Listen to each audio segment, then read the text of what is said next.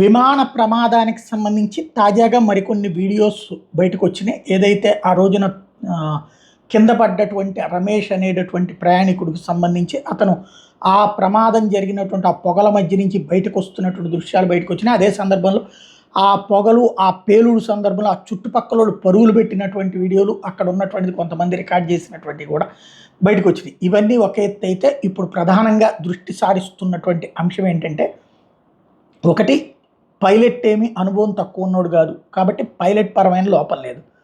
అదే సందర్భంలో ground checking అన్నిటినీ కూడా ఫ్లైట్లో ఉన్నటువంటి పైలట్లో ఇద్దరు, ఒకళ్ళేమో ఆపరేషనల్ అయితే ఇంకొకళ్ళేమో మానిటరింగ్కి సంబంధించినటువంటి పైలట్ ఉంటారు. వాళ్ళు ఈ చెక్ లిస్ట్ అంతా దగ్గర పెట్టుకుని చెక్ చేస్తారు. కాబట్టి గ్రౌండ్ స్టాఫ్ అవన్నిటిని ఎక్స్ప్లెయిన్ చేయాలి. అవన్నిటిని చెక్ చేశారా లేదా అన్నటువంటిది, అంటే చెక్ చేస్తారు. అయితే అన్నిటి సరి చేసింది కరెక్ట్గా ఉందా లేదా అన్నటువంటిది ఇప్పుడు